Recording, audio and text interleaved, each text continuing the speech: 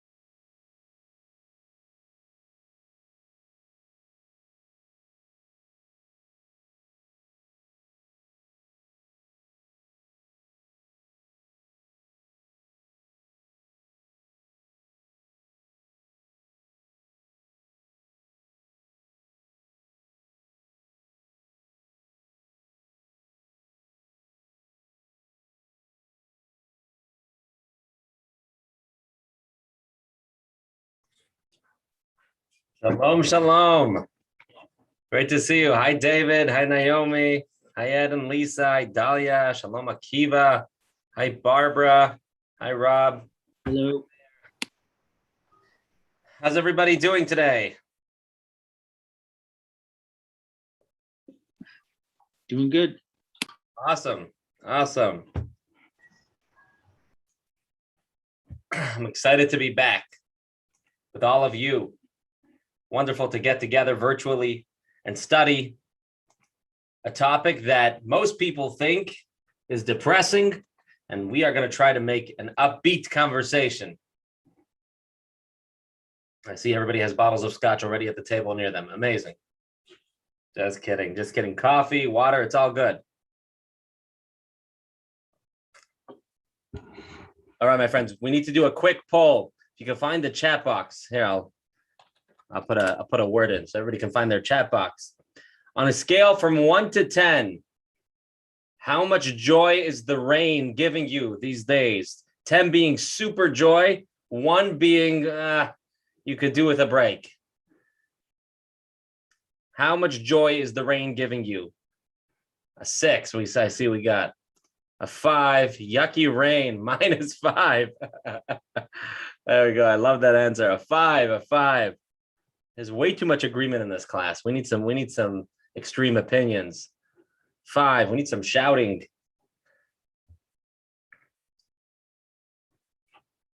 It's been really Kenai Nahara. It feels like Noah's times. At some parts of this week, especially after this summer that we've had. We get the one more piece of feedback. Anybody else can tell us, how do you feel about the rain? 10 being full of joy, 1 being you could do with a break.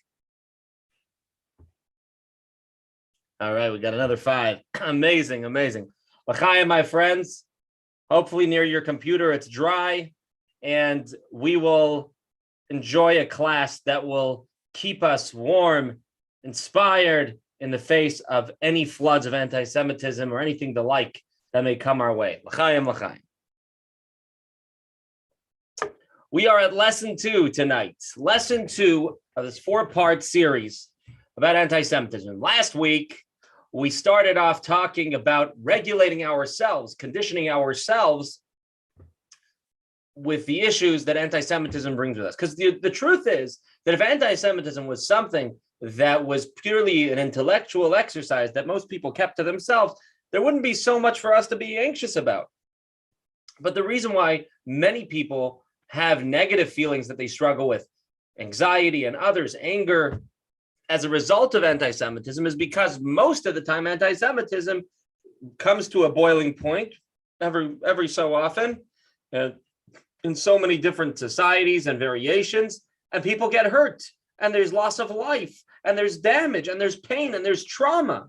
So it's understandable that there's anxiety.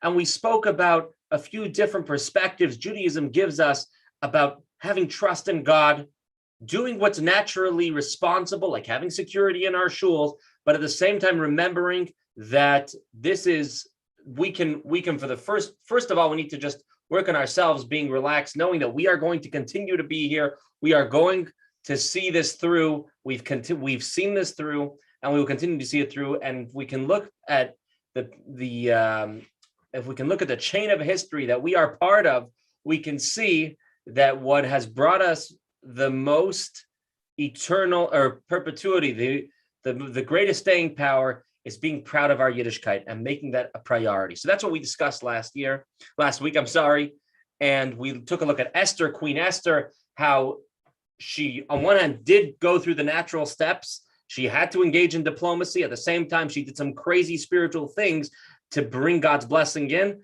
And when we deal with the dangers of anti-Semitism, when we deal with the tragic realities, and it might bring us worry, one of the things we can be encouraged from Jewish history, from Queen Esther, is to put even more effort into our spiritual side, because God ultimately is in control and has the ability to nip things in the bud, even when it makes no sense. Like that could happen. Rabbi, Yes.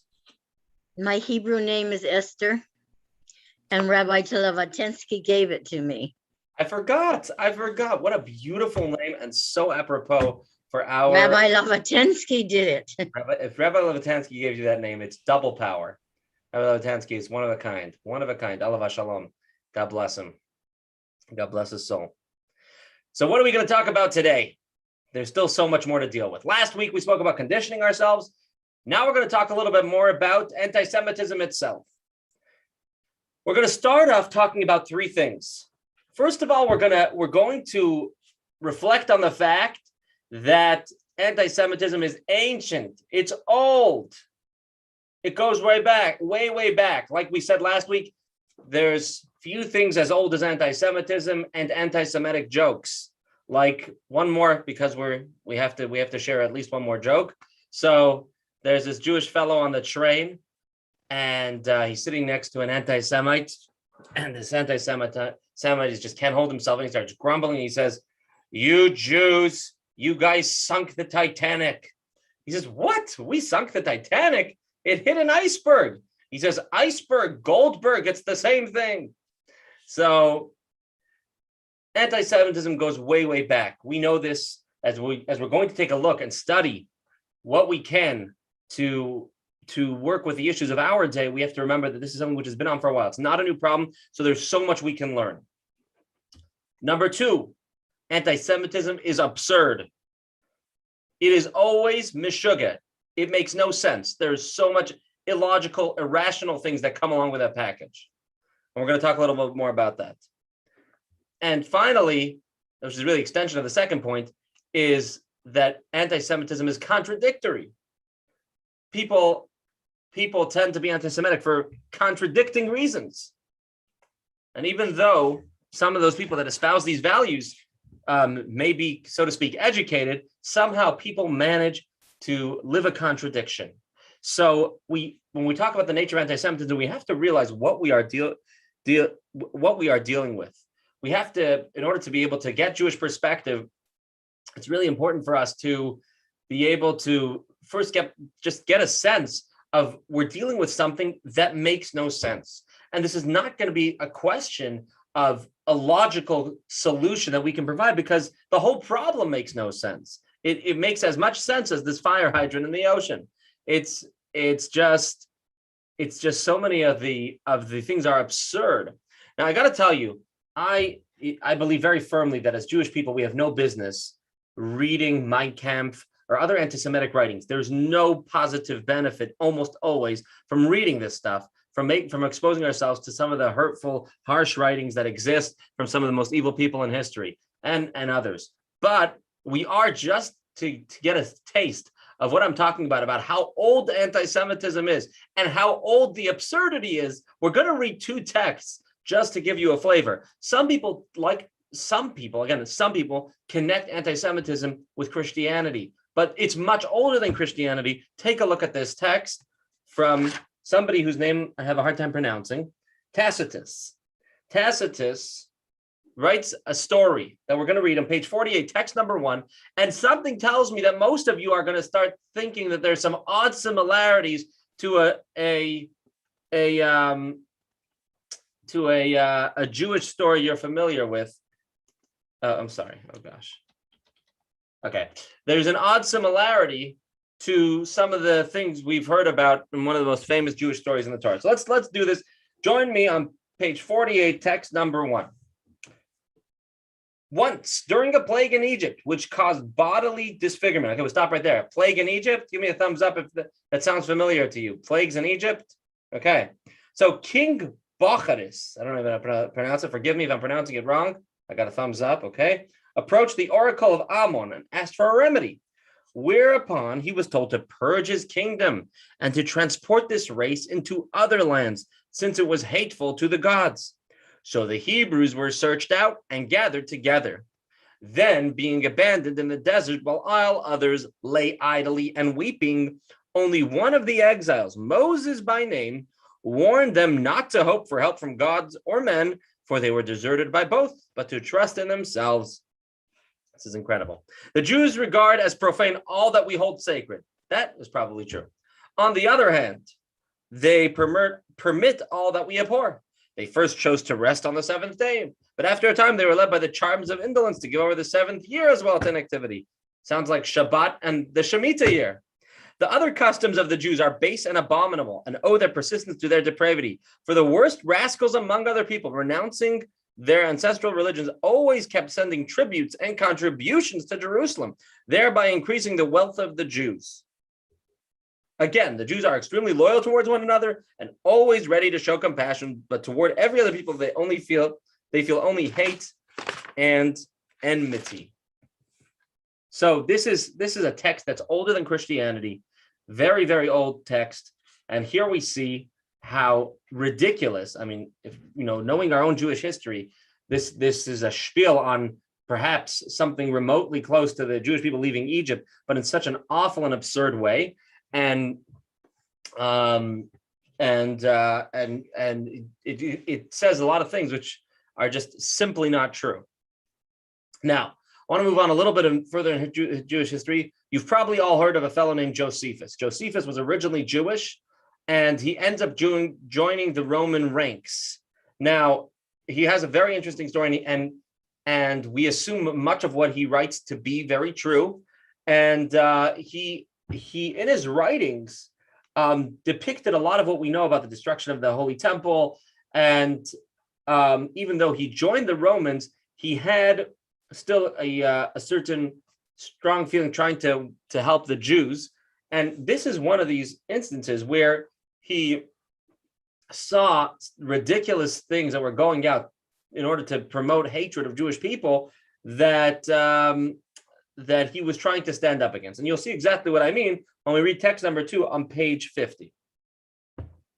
They tell lies and invent absurd calamities about our temple without showing any consciousness of impiety. Yet to high-minded men, nothing is more disgraceful than a lie of any description, but above all on the subject of the temple of worldwide family commanding sanctity. What's Josephus talking about? He says there's terrible lies going on about the Jewish people and the temple, in other words, the Beit HaMikdash. Within this sanctuary, Apion has the effrontery to assert that Jews kept an ass's head, worshiping that animal and deeming it worthy of the deepest reverence. The fact he disclosed, he maintains, on the occasion of the spoliation of the temple by Antiochus Epiphanes, when the head made of gold and worth a high price was discovered. So the next Jewish holiday is Hanukkah, right? We know about the Greeks storming the Holy Temple. So somehow a Baba Maisa came out of there that Jewish people worship, I guess, the head of a donkey. And we have such a golden head of a donkey in the Beit HaMikdash. Being that the Ten Commandments tell us, do not make any kind of molten images. I mean, this is just so far from the truth, which is what Josephus is trying to explain, but it gets even worse. Now, how did it escape him from the facts? How did it escape him that the facts convict him of telling an incredible lie? He adds a second story of Greek origin, which is a malicious slander upon us from beginning to end. In their anxiety to defend Antiochus, they have further invented to discredit us the fictitious story which it follows. Apion, who's there, the spokesman of others, asserts that, I'm not even going to read the whole thing, but essentially what he says, and you're welcome to read this on your own, that basically when the Greeks stormed the temple, they found a non-Jewish person laying on a bed that was being fattened up in order to be sacrificed for the Jewish sacrifices. And this person told the Greeks, please save me, because they just keep on feeding me. And eventually the plan is they kill me. They're going to kill me. And basically they serve me up. They split up my flesh. They eat it. And it's part of the service in the Jewish Holy Temple. Now, I know your kishkas are probably turning out inside out how insane that is to even allege such a thing, that Jewish people would engage in such abominable behavior, which is so contrary to the Torah in every way, shape, or form. But this is the kind of story that was being fed to people to promote what we call anti-Semitism, hate. So this is how old anti-Semitism is, and it's a pretty good way of seeing how absurd anti-Semitism is. Anti-Semitism is not old only.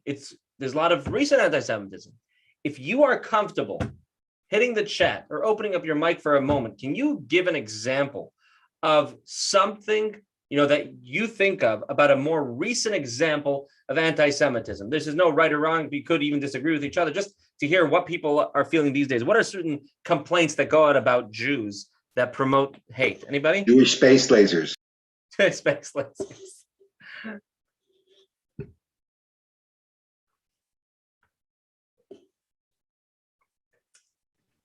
That we created the coronavirus. The coronavirus, right? Without getting into any political, right? But somehow we managed to get involved in the coronavirus also.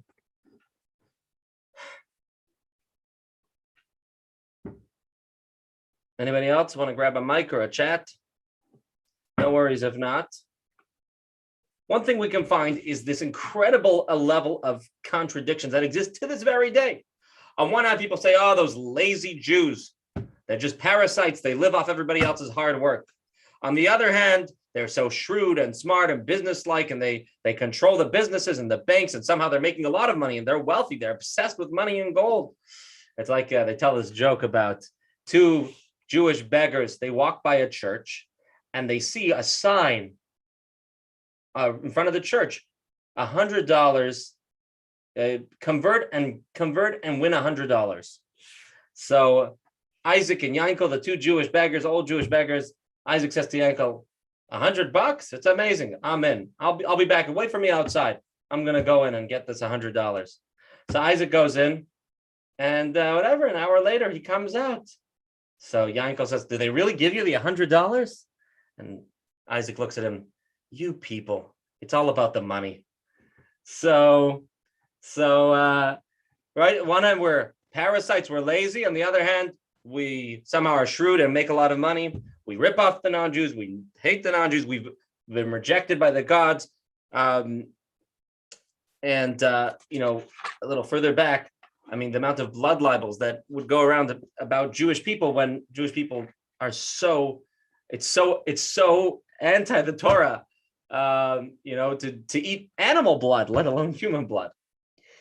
Now, just to bring this into not just to schmooze about it, but real texts that support this. Talk about September 11th.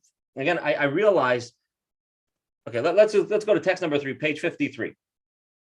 Conspiracy theories. Well, I just want to preface. I'm not in any way trying to touch current events. And people here on this class may have different opinions about current events and pandemics, and I'm totally respecting everybody's views. But we're talking about just about anti-Semitism. Conspiracy theories are rarely logical. It is not surprising then that even as Al-Qaeda took credit for the September 11 attacks, the group did nothing to stop a rumor claiming that the Jews were really responsible, unless people meant like Al-Qaeda, the real Jews. Anyways, the rumor alleged that Israel, specifically the Mossad, Israel's intelligence agency, was behind the plot and had warned Jews not to go to work on the World Trade Center on that day of the attacks. On September 18th, look how stuff spins out of control. Look at this. On September 18th, an editor for a website known as the Information Times posted a message claiming that the terrorist government of Israel cannot be ruled out as a suspect. That's all he said. He just said cannot be ruled out. Cannot be ruled out as a suspect. What happens next? The editor did not identify a motive or provide evidence in support of his allegation. In his words, he was simply raising, look at these educated words, a reasonable question.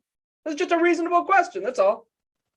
5 days later, Al-Manar, a TV station based in Lebanon, stated that the Mossad had indeed warned 4,000 Jews who worked at the World Trade Center to stay home on September 11th. Within days, that rumor appeared in newspapers and electronic mailing lists around the world. People continue to believe that lie, despite the fact that about 18% of the known dead were identified in obituaries as Jews. By the way, even with as many Jews that live in New York, you know how many percentage of people that live in New York are Jewish? Much less than 18%. I don't even know if it's 5%. Very little. I know it feels like there's a lot of Jews in New York, but there's still a very small percentage of the amount of millions of people that live in New York. And 18% of the people, of the Jewish people in the World Trade Center did not get the memo about not coming to work that day.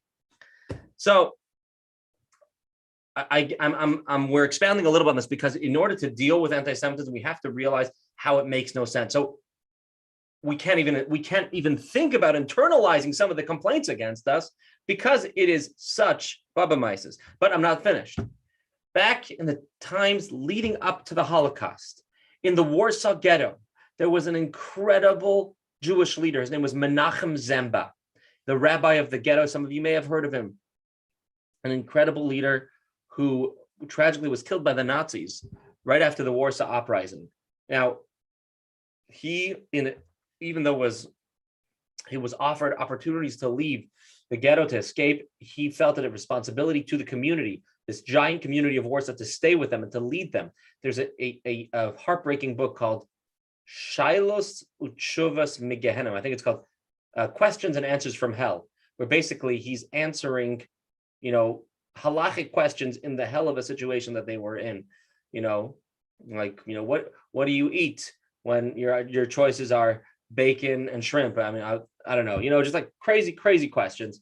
When you bury your whole family on the same day, how does Shiva work? Just terrible things. Anyways, much of his writings actually has been destroyed in the Holocaust, but some of the stuff we still have to this day.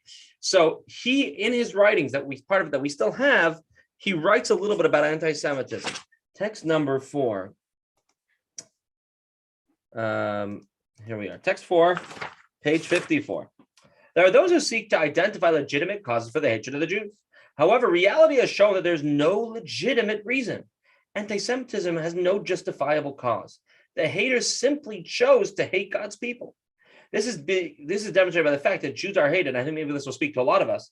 We are hated for being capitalists and also for being socialists. They are hated because they are overly ambitious and sharp-minded, and also because they are indolent and parasitic. They are hated because they are too religious and conservative, and also because they advance progressive and secular ideas. The reasons for this hatred are consistently contradictory and have not an ounce of logic behind them.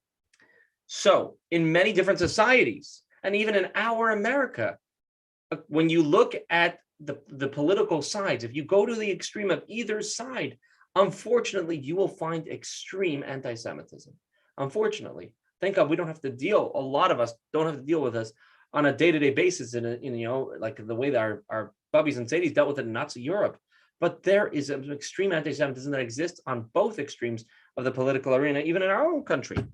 So, therefore, it is not necessarily going to make sense to get together the state of Washington and put on this beautiful PowerPoint presentation answering the claims of anti-Semitism and showing them with facts and figures and statistics that it makes no sense. Because that isn't the issue. This is not a logical thing that necessarily a great amount of education is going to change. Now, I'm not saying that we shouldn't do some education. Of course we should. But we have to remember not to internalize the claims, thinking that it's our fault that if we don't answer them, then we are fueling the continuation of anti-Semitism. Because really, it is super logical. It's illogical. This is something that has managed to manifest itself in so many different ways that it's impossible to deal with in an organized, logical, methodical fashion. So what that tells us is that there's got to be something else.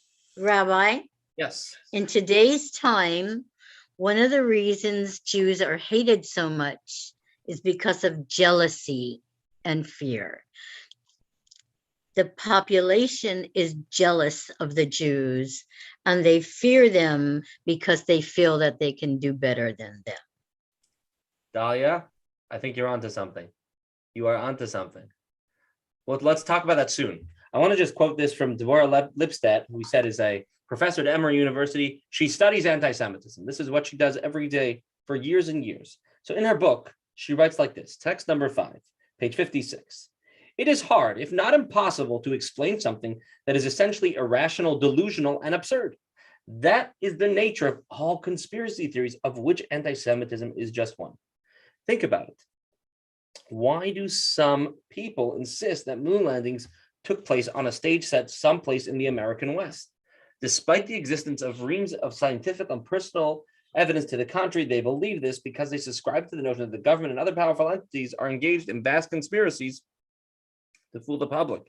If we were to provide these conspiracy theorists with evidence that proves that the landing was indeed on the moon, they would a priori, forgive me if I mispronounced that, dismiss what we say and assume that we are part of the conspiracy. To try to defeat an irrational supposition, essentially, especially when it is firmly held by its proponents with a rational explanation, is virtually impossible. Any information that does not correspond with the conspiracy theorists' preferred social, political, or ethnic narratives is ipso facto false. Social scientists have described such theories as having a self-sealing quality, which makes them particularly immune to challenge. So, I'm not saying we shouldn't educate.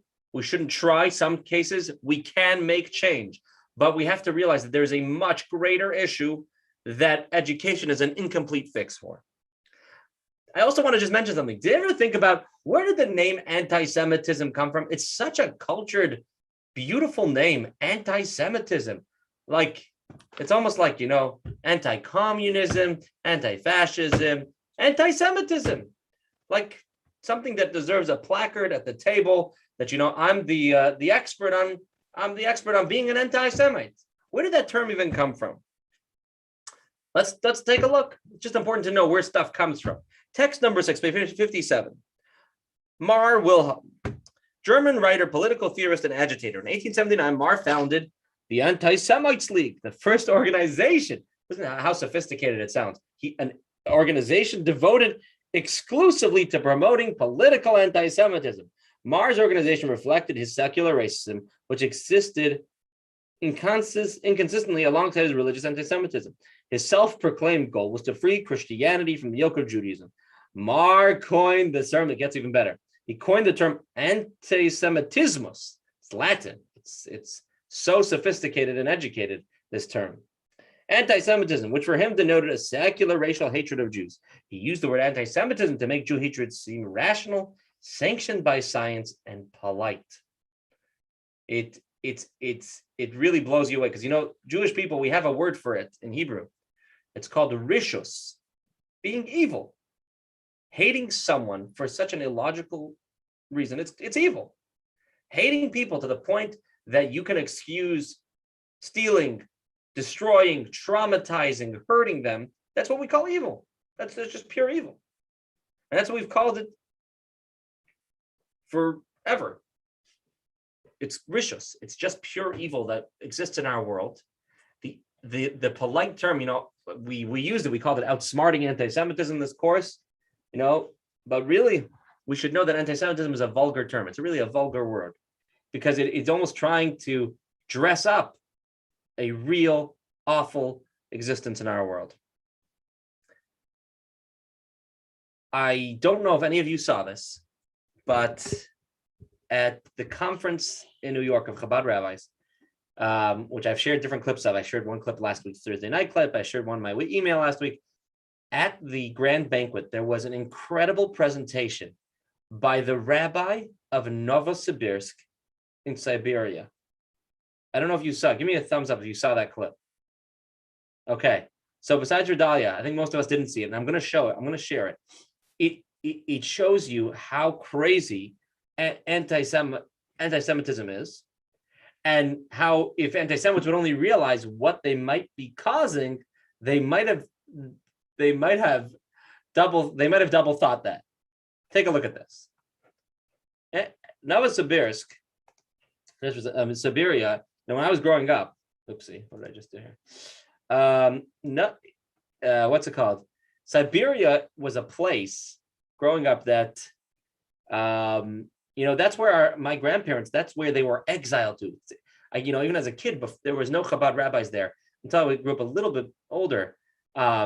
But to think that there would be, communities, flourishing communities in a place like Siberia, just really blew me away. Well, on the contrary, there were always Chabad rabbis in Siberia. They were sent there. That's right, David. They were sent there by the Soviets. I guess one way of sending shluchim out there. All right, let's do this. Hold on a second.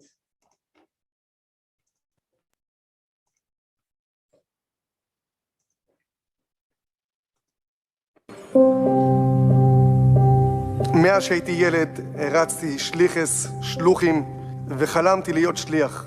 ולכן, כשהייתי בשידוכים עם אשתי, אמרתי לה שאני מייעד את עצמי להיות שליח, והיא אמרה לי משפט אחד: אני מוכנה ללכת איתך לכל מקום לשליחס, חוץ מרוסיה. והתחתנו, והתחלנו לחפש מקום לשליחס. בין ההצעות שקיבלנו היה להיפגש עם הרב הראשי לרוסיה, הרב בר אלעזר. Told him there's actually a big city, the capital of Siberia, Novosibirsk, and what do you think about it?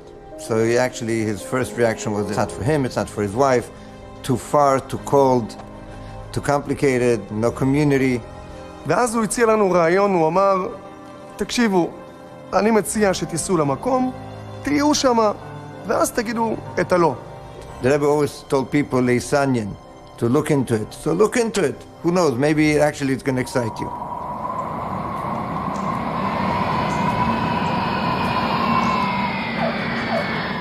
הגענו לנובוסיבירסק, ורק כשהגענו לפה הבנו מה זה סיביר, היה כפור של 30 מינוס, ואז שאלתי איפה נמצא בית כנסת, שזה המקום הראשון שרציתי לראות.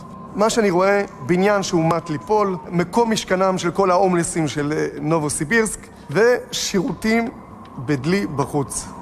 זה כל היהדות של נובוסיבירסק, עיר שלישית בגודלה ברוסיה. הגיע פורים, חגגנו, הזמנו כמה יהודים שאפשר, ואז יומיים לפני שאני טס בחזרה, החלטתי להגיע לבית כנסת, להתפלל.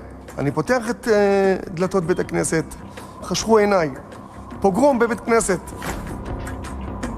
סידורים על הרצפה, חומשים, והדבר שהכי כאב זה לראות ספר תורה זרוק על הרצפה. כמובן שהריאקציה שהייתה לי זה דמעות בעיניים. Sure enough, I get a call. It was the middle of the night, and he was frantic. We always say that if there's going to be any antisemitism, we're going to be the first ones to make sure that this gets the attention from the government. כי אחרת השלטונות המקומיים לא יעשו שום דבר, אם לא יהיה רעש תקשורתי. Open up the shul and show it to them. That's it. That's all I asked him. כעבור שעה הגעתי, בחוץ כבר מחכים כלי תקשורת. איך שהגעתי ישר הם התנפלו עליי, הכניסו אותי פנימה לתוך הבית כנסת עם הפוגרום, הצמידו לי מיקרופונים, מצלמות טלוויזיה, מסיבת עיתונאים מאולתרת. השאלה הראשונה ששאלו אותי, האם אני הרב של נובוסיבירסק? כמה זמן אתה בנובוסיבירסק? ובגלל מה אתה בו? הסיטואציה הייתה נראה לי סוג של חלום, לא הבנתי מה לי, בחור בן 24, במדינה זרה, ללא שפה, ואני בעצם מייצג פה את כל הקהילה היהודית, ברצוני או שלא ברצוני, ולתת איזשהו מענה לסיטואציה הקשה שבעצם כל הקהילה היהודית נמצאת בה. וחשבתי לעצמי באותו שנייה, אם אני לא הרב של נובוסיבירסק, אז מה בעצם אני עושה פה? ועניתי, כן, אני הרב של נובוסיבירסק. אני לא נמצא פה הרבה זמן, אני נמצא פה תקופה קצרה, על מנת להיות רב ליהודים פה בנובוסיביר, שלא היה כאן רב. והמטרה היא להיות רב בבית הכנסת, שיהודים יבואו ויתפללו וילמדו תורה כמו שצריך. ואז שאלו אותי מה התוכניות שלכם, אמרתי להם, אצל יהודים יש את האמרה הידועה, כאשר יענו אותו.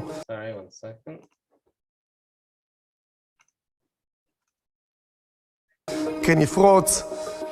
לאנשים האחראים בעירייה ובכל מקום, שבאמת יעשו כל מה שביכולתם, שלא יקרה עוד פעם כזה דבר, כי דבר כזה שקורה בעיר זה זה דבר מאוד מאוד קשה ומאוד מאוד גרוע. ובאמת האפשרות היחידה שאפשר לעשות את זה, שבאמת סוף כל סוף יהיה מקום שאפשר לבנות בית כנסת גדול, ושם יהיה ביטחון כמו שצריך, ולא כמו שהיה כאן. He probably didn't even realize what he was saying. That was the story, that a new rabbi came to town just a week ago, and here's a pogrom. The day after Purim, Jewish holiday, pogrom, new rabbi. And of course the story went viral, was all over the news, and was getting coverage from every possible newspaper. התחילו להתקשר אליי מהארץ, כלי תקשורת, רדיו, עיתונאים, היה רעש תקשורתי אדיר. And of course we called people in the government and we said, listen, this is what's going on, something has to change. הגעתי לארץ, חברים, ידידים, משפחה, כולם מתקשרים אליי, מברכים אותי על השליחות, מקום שליחות החדשה. אני ואשתי לא יודעים איך לאכול את הדבר הזה, לא הודענו לאף אחד, כי מבחינתנו זה היה פשוט טיול בסיביר. ככה עברו שבועיים, 3, חודש, חודשיים, ואז ערב אחד אני מתיישב עם אשתי סביב השולחן, ואני אומר לה, ואנחנו מדברים ואומרים, תקשיבי, כל העולם כולו החליט ויודע שאנחנו השלוחים בנובוסיבירסק, חוץ מאיתנו.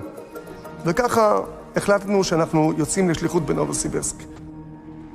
מעולם, בחיים לא הייתי מגיע לנובוסיבירסק, חד משמעי. בדרך כלל, פוגרומים הבריחו את יהודים והשפילו יהודים. ובמקרה שלנו, הפוגרום הביא את היהדות והביא גאווה לעם היהודי.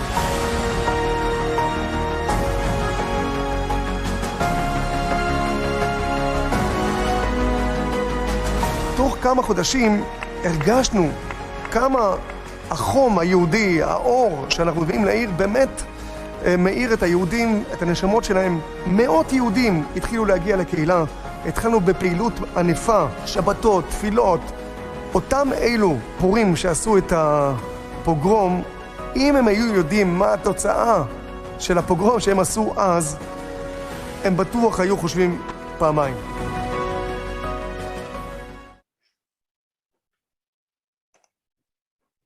What do you say about that video? Are you able to follow a little bit? Pretty powerful. Essentially, a young couple, they wanted to do Jewish outreach work.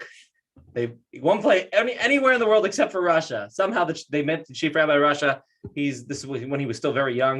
He wants to bring a rabbi down. Somehow he got hooked on this couple. He says, why don't you just try it out for a Purim? Just try it out. Take a trip. You're a young couple. You'll take a trip. You'll go to there. You'll run Purim services. They get there, they find dilapidated synagogue. It's inhabited by homeless people and just terrible conditions. And they end up having a nice Purim celebration. And then before he leaves, they come back to the synagogue and they see that a riot has occurred and some anti-Semitic riot has occurred. I mean, Judaism in Novosibirsk at the time was like us having the Empire State Building in Olympia. It was so. Think about who, those people that destroyed that synagogue. You have to remember, Novosibirsk is the third largest city in Russia. Huge city. And you've got this, a schmecky little synagogue that hasn't been touched. There hasn't been a rabbi since probably the war. And here, somehow, these folks who were possessed by a sense of anti-Semitism felt the urge that they had to go and just destroy the place and throw the Torah on the floor. What possessed them? What logical thoughts were going through their minds? Garnished. It was not logical. And to strengthen that, and on top of that, they didn't even realize what they were going to trigger, which was an incredible response of resilience, of strength. One of those beautiful Jewish centers in the world are right now in Novosibirsk. So it literally pulls the heartstrings when you see a story like that. From both sides, you see the story, how irrational anti-Semitism is and how it manifests itself, and it makes no sense. This is all an introduction to the meat and potatoes of what we're going to discuss today. All of this is so critical for us to realize that we cannot internalize the problems. It's not our problem. This is a problem that those who believe this or live with these beliefs have to deal with, because they are ultimately doing something which is completely illogical. But in order for us to get even further than that, we have to go back to the one of the only times in history when there were two people who were so close to wiping Jewish people off the face of this earth. Say it together with me: Haman and Achashverosh, Haman and Ahasuerus. Right? That was one time when Jewish people were all living under Achashverosh's control, and it seemed inevitable that this was the end. Haman wanted to see the end of the Jewish people. He gets Achashverosh on board. Achashverosh is happy to comply and wipe out the Jewish people. Just a quick recap of the story.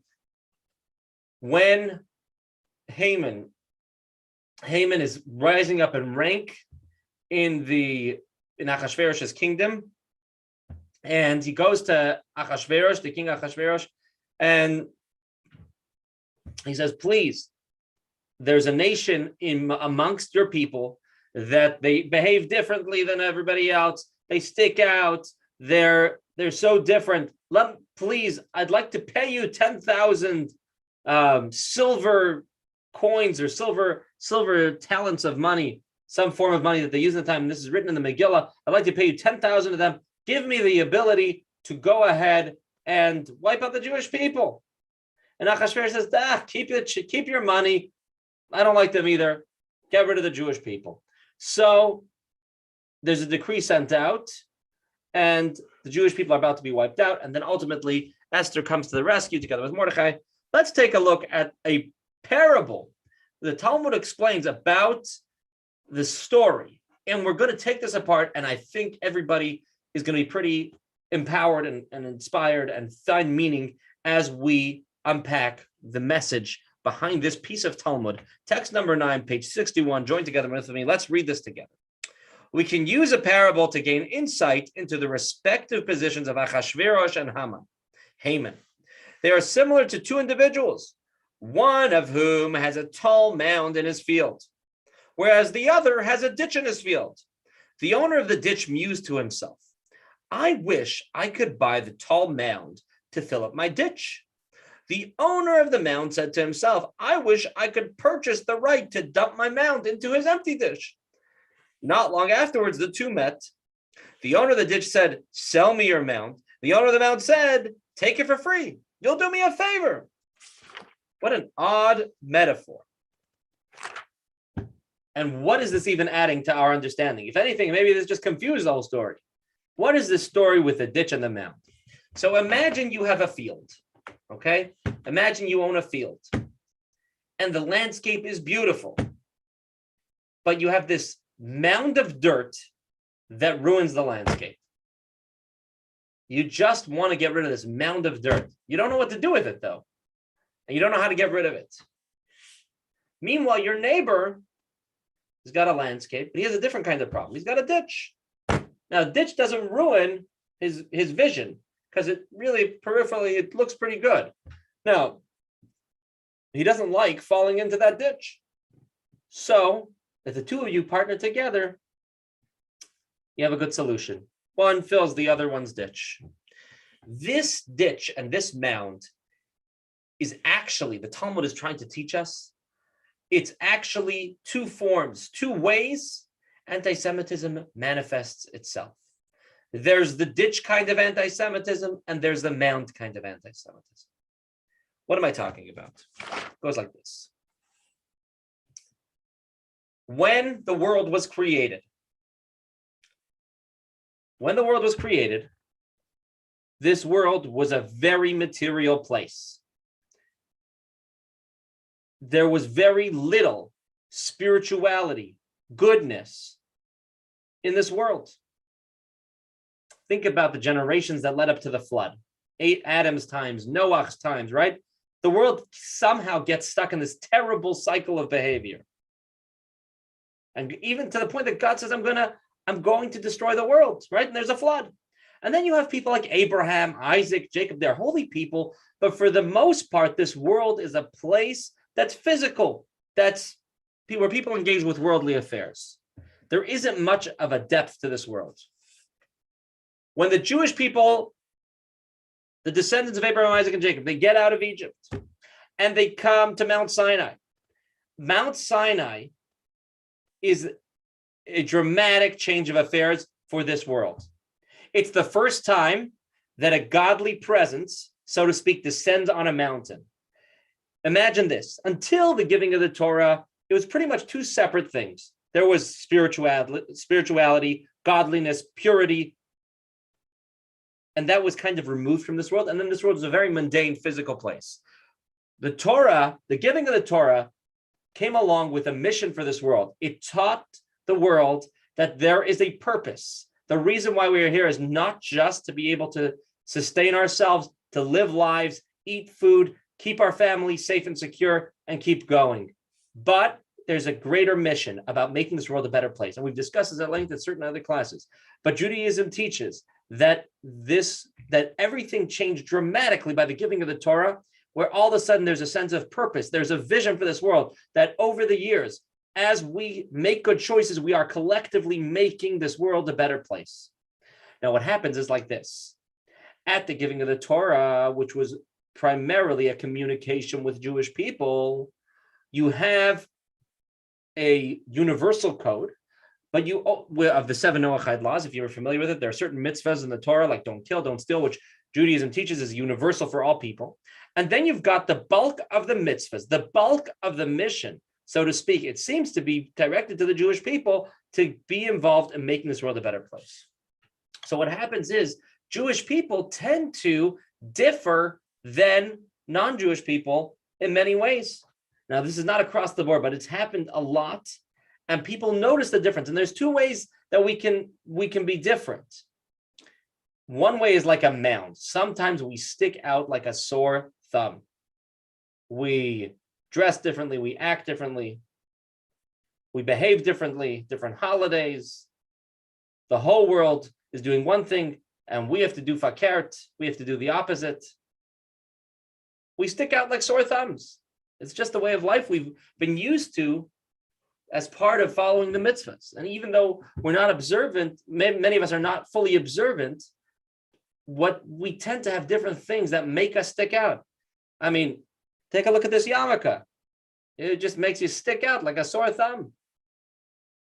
Not to mention the talis and the kapata, and I mean the frock, I mean, there's so many times that we're kind of like a mound in an open field. So many times in our history that we're like a thorn in people's side, not necessarily because we're doing something bad, but because it's hard for people to see someone that's so different. But there's another way that this problem can manifest itself. Certain people that don't just look so superficially, but maybe understand a little deeper, maybe they're more educated, sophisticated. There's a certain sense when you see people that, even if not always, but a lot of the time, they're trying to do things in line with their conscience. They're trying to do things, to do the right thing, or they do certain things because it's the right thing, even though it's not comfortable, even though it's not popular. It gives them a sense of a void, like, I don't have that sense of conscience. I have all this money, all this power, I have all this material good, but not as much of I don't have a spiritual, I don't like the feeling that I'm getting by seeing other people walk around with a sense of conscience, a sense of purpose. And that can give people a hateful kind of feeling that we would compare to a ditch. Achashverosh had the mound problem. His issue was more superficial. Haman had the ditch problem. What do I mean? So Haman wants to wipe out the Jewish people. He's obsessed with this hate towards the Jewish people. What happens?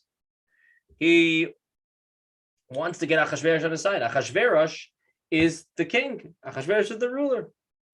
And he needs Achashverosh's go-ahead. So he thinks about Achashverosh's persona. He thinks about what would Achashverosh react to? And Haman goes to Achashverosh and tells him like this. And this is again straight in the Megillah. He says, there's one nation that's scattered across your kingdom, that their ways are different. First of all, they're lazy. One day a week, they're taking off. They're not working. In those days, most people worked 7 days a week. Make matters worse. Sometimes you walk over to them on a Tuesday, you say, why aren't you at work? Sorry, it's a holiday. It's Sukkot. I'm out of the office for 8 days. It's Passover, it's even worse. Not only are they not working, they take all the food and they burn it. They burn the food. They burn your resources, Your Honor, Achashverosh. And then the way they don't want to eat what we're eating. They're you just try to invite them over for food, and it's just so unpleasant. So he says, Achashverosh, you've got this huge kingdom, 127 countries under your dominion, and you've got this one nation, this one group of people that they stick out like a sore thumb. Let me pay you to get rid of it. And Achashverosh was kind of, I hate to use these words, but kind of like xenophobic. Like there's a people that are different, and that spoke to him. Achashverosh wanted to have control, wanted to know that the place was under his, he wanted to feel comfortable about everything being good and well and the same, asserting his control. Haman had a different issue. Haman was the most powerful person, pretty much. You read the story in the Megillah, in the scroll of Esther, you read how Haman is promoted to be the viceroy of the king, second to the king. Now, this doesn't happen till when the vice president comes around, but in those days, the viceroy, the command went out from Achashverosh that when you see the viceroy, you got to get down and kneel before him. You got to bow. Not only that, the Talmud tells us that Haman was wealthy. He has a fabulous amount of property. He was involved with many women. He had 70 children. He was super busy in those affairs. So think about that. He has 70 children. That's almost like a small army backing him up, just his family. Not only that, did you read the story, if you've heard the Purim story before, how it goes down, when Queen Esther is getting involved, what happens? She invites Achashverosh and Haman to a private party. Haman is on top of the world.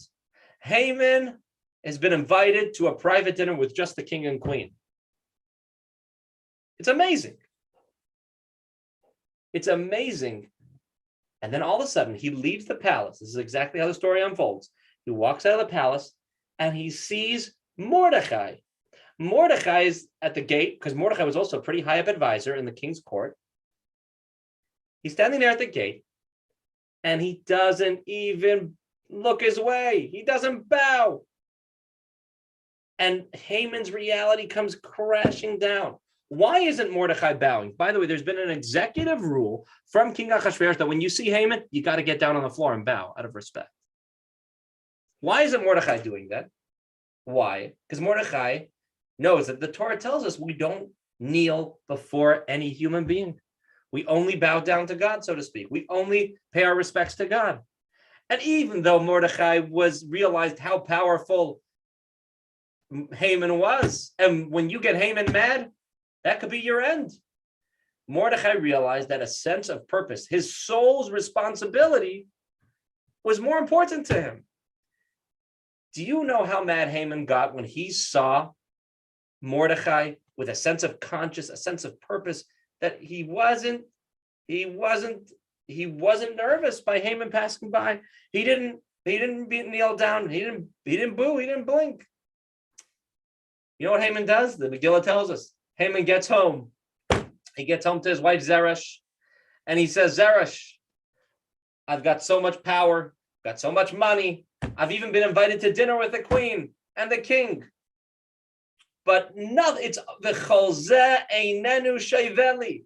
All of this is not worth it to me. The words of the Megillah. Why is it not worth it to me? Because he passed by the gate and Mordechai is not totally ignoring him, let alone bowing to him, Haman says. Haman's got this hatred that's a totally different one than, not totally different, but it's deeper, it's different. It's kind of, he feels like a ditch inside of himself. No matter how much power he had, no matter how much money he has, no matter how much control he has, it doesn't give it a sense of peace when he realizes that there's Mordechai, and by extension, a whole nation of people that they're not excited about it. It doesn't bother them. And they realize that by listening to God's commandments, they might lose their lives. They might at best suffer terribly. And they're still holding on to their values, no matter how much Haman has, no matter how much control Haman has. That pit he had in his stomach is what we call the ditch kind of anti-Semitism.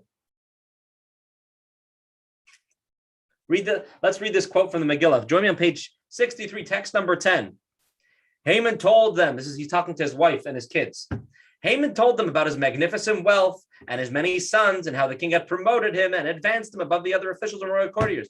What is more, said Haman, Queen Esther personally prepared a feast, and besides the king, she did not invite anyone but me. And tomorrow too, I forgot to say, Queen Esther says, you know what? Come back tomorrow, she says to King Achashverosh and Haman. Come back tomorrow, let's have dinner again, a private dinner with the queen and the king, most powerful people in the world, 2 nights in a row. And tomorrow I'm invited along with the king. But all this means nothing to me each time I see Mordechai, the Jew, sitting at the gate. Okay, this is going to crack you up. Do you know how old Mordechai was? Mordechai in the Purim story was 95 years old. An old Yid gets Haman so mad, even though he's got so much. You know what? Our world is in a certain sense the same way.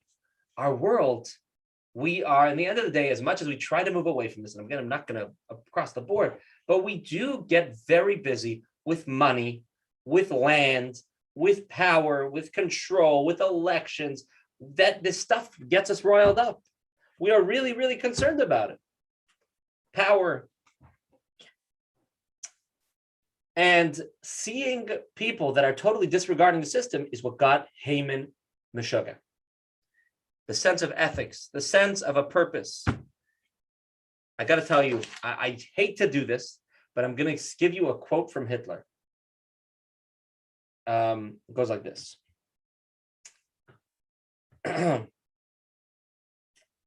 Conscience is a Jewish invention. It is a blemish like circumcision. Right? It says in the words of this terrible, evil person, may his name be erased, what bothered him? The conscience the Jewish people represented. So one level of anti-Semitism comes from a place that they cannot stand people who look different. They don't like that mound in their field. They just want everything to feel normal. They don't like going to work and seeing people wearing striped blankets walking to their synagogues on a normal Tuesday. They don't want to see people not celebrating their holidays. The sense of difference drives them crazy. And then there's people that the consciousness that the Jewish people represent gives them this empty feeling, this feeling like they're missing something in life. That no matter how much materialism they're going to amass, they're missing something. So since this is something this is what Judaism says is the root of anti-Semitism. Anti-Semitism comes from a place of a struggle between materialism and spirituality, materialism and purpose, materialism and purpose dictating that we should look different. It's not our problem. And if we are going to try to blend in, we aren't going to take care of the problem. And unfortunately, we look at history, we can see again and again and again how when our approach has been to flatten the mound, to make us not look different, it hasn't taken care of anti-Semitism, because it's not just about looking different, it's also about a sense of conscience, a sense of purpose. We can't put ourselves in the head of an anti-Semite because it's trying to explain a contradiction. And anti-Semitism is full of contradictory things coexisting at once. Let's take a look at this text from Jonathan Sachs, text number 11, page 64. Jews might fight anti-Semitism, but never internalize it. That is easier said than done. Jews must fight anti-Semitism, but never internalize it. That is easier said than done. If you are hated, it is natural to believe that you are hateful, that the defect lies in you. The fact is, a lot of times when we see anti-Semitism, we try to think of what are we, well, in the end of the day, this guy was, he was making an issue. He was, maybe could have been just a little quieter about his Jewish side or whatever. He didn't have to stick out like a sore thumb like that. It rarely does. Hate exists in the mind of the hater, not in the person of the hated. Jews have faults, and Judaism is a religion of self-criticism and repentance. But those faults have nothing to do with those of which they are accused by their enemies. Anti-Semitism tells us, but anti-Semites are not Jews. In other words, it's a very common occurrence that when a person that's not Jewish commits a crime, steals or whatever, so it's an American that stole, or an American that committed a crime, but it doesn't create a blanket statement about all Americans. At the same time, many people tend to, when they hear, this Jewish person was involved in fraud, those money hungry Jews, right? It tends to elicit reactions like that. It happens. And we can't internalize it because it's not about us. It's really not. One of the mistakes made by good, honorable, and reflective Jews was, listen to this, to believe that since Jews were hated because they were different, they should try as far as possible not to be different. So, and this is again taking care of the mound kind of anti-Semitism, some converted, others assimilated, yet others reformulated Judaism to eliminate as far as possible all that made Jews and Judaism distinctive. When these things failed, as they did, not only in 19th century Germany and Austria, but also in 15th century Spain, some internalized this failure. Thus was born the tortured psychology known as Jewish self-hatred. So how do we respond? I've kvetched for a long time here. How do we respond? What are we supposed to do? I've got to tell you an incredible story about a good friend of mine. His name is Rabbi Avraham Berkowitz. You can look him up on Twitter. He's called his Twitter handle is Global Rabbi. He's an incredible, influential person. There was a time that he was living in Moscow. He was serving as a Chabad rabbi in Moscow. So one day, I believe the story goes like this. He's written about it publicly, and I've heard it from him myself. He was walking in the Red Square near the Kremlin, against after the fall of communism, with a dignitary. And this was a time that even though there was already, after the fall of communism, there was still some rabid anti-Semitism that existed. And Rabbi Berkowitz, Avraham Berkowitz, he looked not too different than me, a little slimmer, but he had a yarmulke, black beard. And the dignitary that he was walking with said to Rabbi Berkowitz, as they were like walking through the Red Square, he noticed some people that didn't look like the most Jewish friendly people. He says, maybe we should take off our yarmulkes just to get through safely. So Rabbi Berkowitz, he thought about it for a moment. Now, obviously, his reaction was, no way, there's just not something I'm never going to take off my yarmulke. But then he thought to himself, but here, it's one thing for me to do that for myself, but here I'm endangering another person that won't necessarily wear a yarmulke. And then he noticed out of the corner of his eye, a group of people of color that were also in the Red Square. I don't know if they were tourists or they were people living there.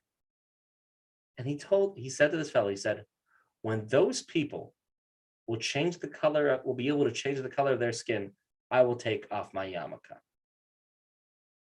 I think it's a very powerful story.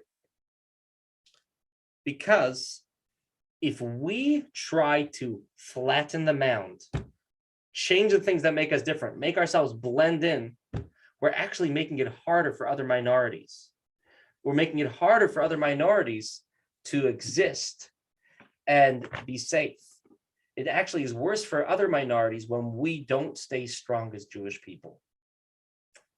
Because when we are strong as Jewish people, some of us may look outwardly, skin color wise, we may look like other people. And if somebody's coming from a perspective of not being able to handle people that stick out because they stick out, whether it's because of their skin color or because they act differently, they do things differently, when they see a Jewish person is showing up again and again, and they're proud of it, and they're here to stay, then those that live with the kind of xenophobic hate, and I hate to throw around labels like that, but people that walk around and realize that they're going to have to grapple with this reality. It's not going away.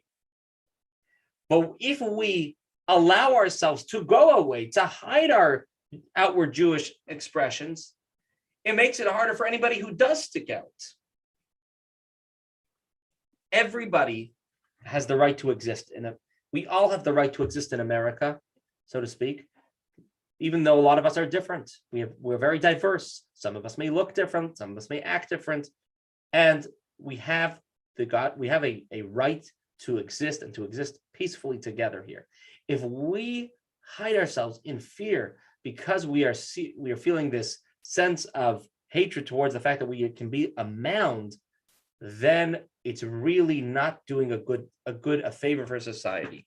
What can do a favor for society is for society, people that struggle with this hate, to realize that the differences are here to stay, that Jewish people are here to stay, and to have to come to terms with it and to realize that we are going to have to accept and to bless and to love a diverse world.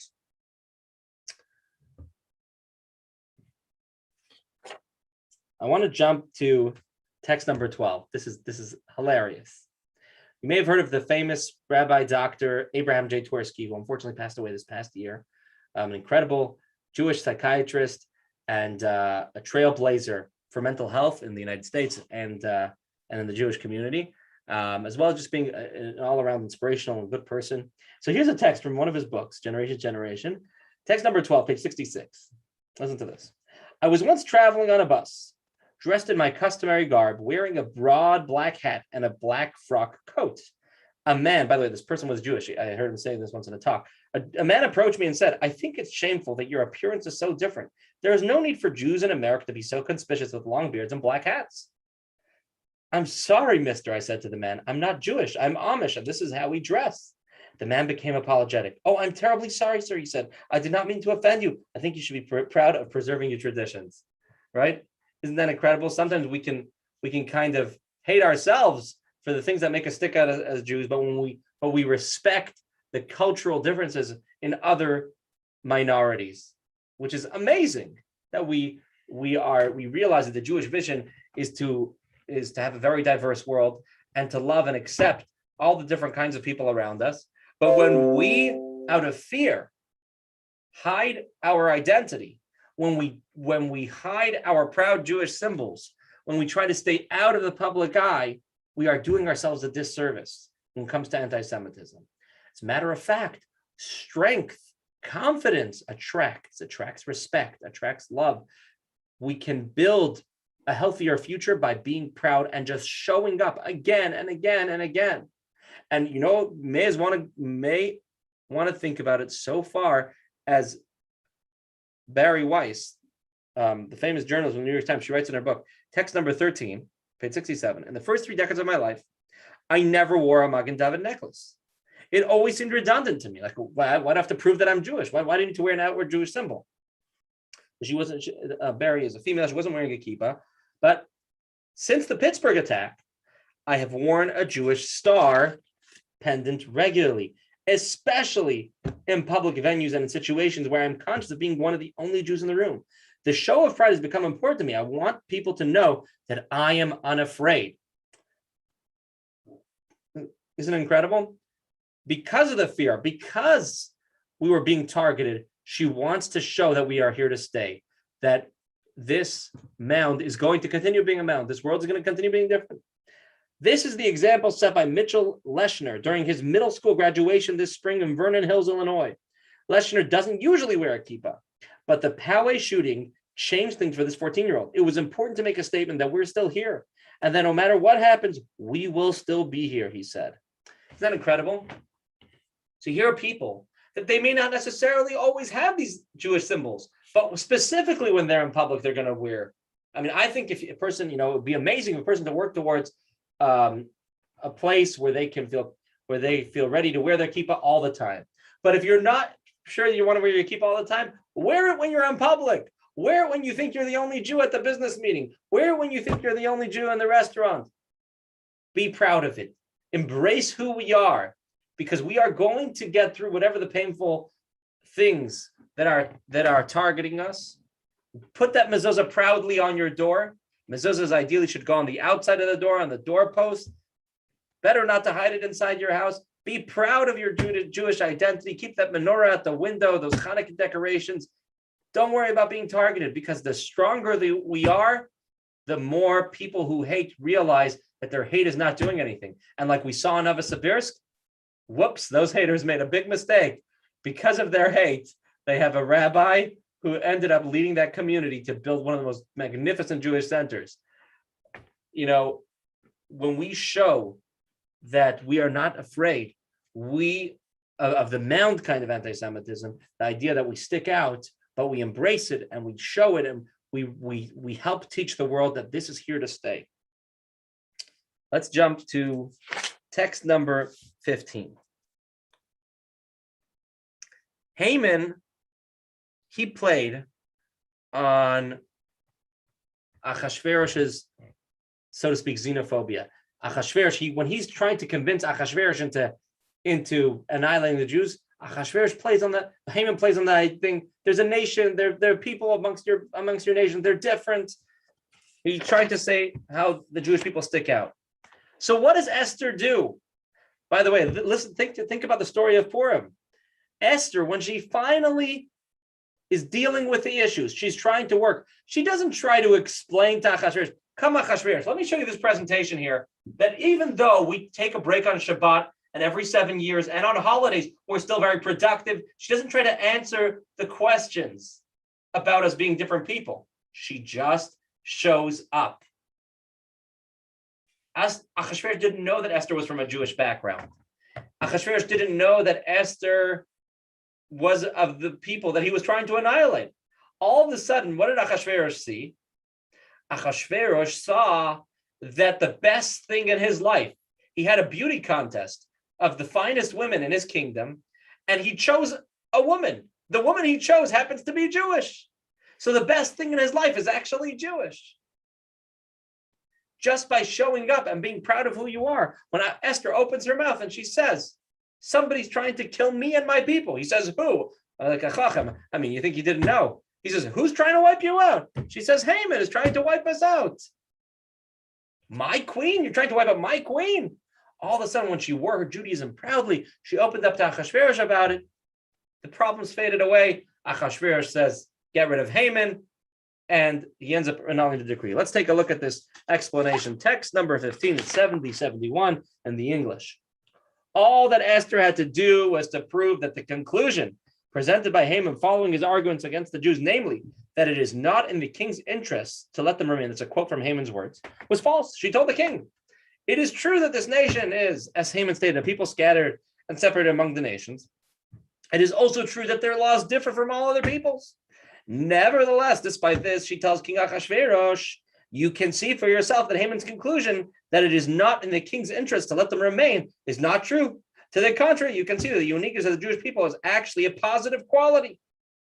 This response is succinctly captured in the words Esther spoke to Achashverosh. May my life be given me in my petition and my people in my request. To Haman's claim that letting the Jews live was against the king's interest, Esther responded, you should realize that this is the nation from which I, Esther, emerged. It is my nation, the people that produced me, that raised and educated me, and I conduct myself in its ways. You know well that you selected me from all the finest ladies who were themselves selected from the 127 countries of your empire. If so, you have in front of you evidence that the entire complaint is without basis. Haman's telling you that it's not within your interest. Well, somehow you had this beauty contest, and you, for some reason, decided that it was in your interest to have a Jewish queen. Achashverosh agreed. He was familiar with Esther's superior qualities and exemplary behavior.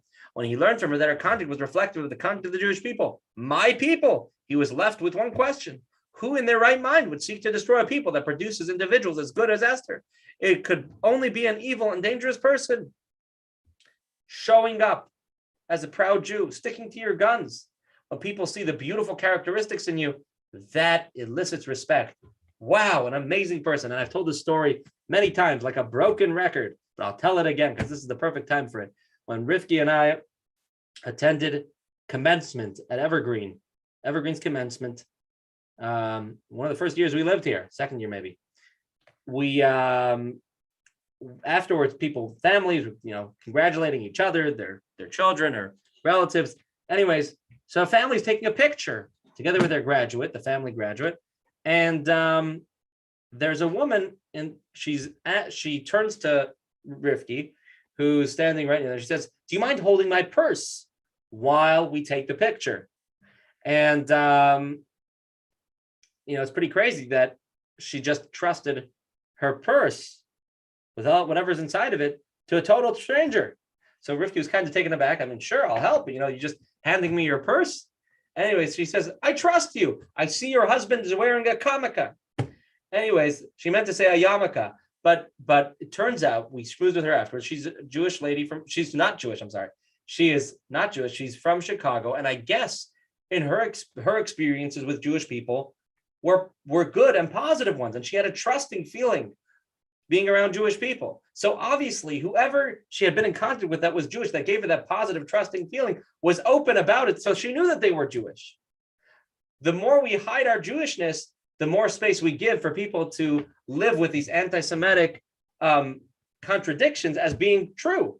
But if we continue to be good people and be proud of it, then just like Achashverosh realized that the best thing in his life was Queen Esther, and she was Jewish, the world will slowly come to respect and live with who we are and know that we are good people. Obviously, we're not perfect, but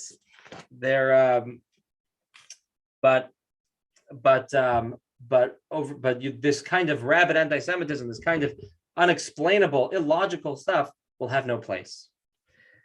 Now, that's about the mound kind of anti-Semitism. The ditch kind of anti-Semitism, where people are spurred to hate because they have a hard time with the fact that Jewish people give them the sense of a void, is something which really will only be solved by Mashiach fully. What I mean to say is, Isaiah tells us, let's take a look at page 73, text number 17. There's a quote from Maimonides, who quotes Isaiah: "The wolf will dwell with the lamb. The leopard will lie down with the young goat." These words are a metaphor and a parable. The interpretation of the prophecy is that the Jews will dwell at peace together with the wicked Gentiles who, like a wolf and a leopard, had sought to devour them. We aren't there yet. But what we can know is that this sense of hatred actually doesn't come from such a bad place. It comes from the fact that some people, that the world, ever since the giving of the Torah, has struggled with the fact that God has a vision for a better world, that there's a sense of purpose, a sense of conscience. And over time, more and more people, especially in our time, have come to find meaning in life. Many people have even come to take lessons from the Torah about making this world a better world. And anti-Semitism is, in the end of the day, not like the way it always was. This problem will not be solved until the wolf will dwell with the lamb, like Maimonides says. Until Mashiach comes, when anti-Semitism will be wiped out, Mashiach is here. But there is something that comes, a void that some people feel inside of them, that when they see people living with a sense of conscience, or that the Jewish people represent that sense of consciousness, they are led to hatred, because that's the way they end up dealing with this issue. Other people are inspired to try to look for meaning. And in fact, Judaism encourages us as Jewish people to share light with other people, to be a light unto the nations, to share the universal values of Judaism, because Judaism shows us that a way for the world to become a better place, and not, God forbid, to put down any other people that are not Jewish. Judaism, God specifically created a very diverse world. And slowly but surely, many are getting involved in looking for ways to bring more purpose and more meaning in life. But some people, their anti-Semitism comes from a place that, like Haman, it was just, he couldn't stand Mordechai. And no matter how much he had, no matter how much power, how much money, Mordechai still represented that sense of purpose, that sense of values that isn't going to go away, no matter how much guilt you throw at him, no matter how much control you try to assert over him. And with Hashem's help, we will get over that with the coming of Mashiach, which last course we said is coming sooner than you think. But in the meantime, the most important thing we can do for both kinds of anti-Semitism is to keep showing up, and to show that mound is not going to be flattened. And it's only a sign of good things, both for my other minorities, for ourselves, and for the whole world. And with that, I'm going to conclude for today my spiel. I would love to hear criticism, complaints, questions, compliments, even if you want, but any kind of feedback you'd like to share. Next week, I'm looking forward to studying together with all of you about how this manifests itself when it comes into the Israel conversation, and take a further step in being a proud Jew in the face of anti-Semitism. I want to wish you all a good night. I'd love to hear any feedback. Chaim. Feel free to unmute yourself.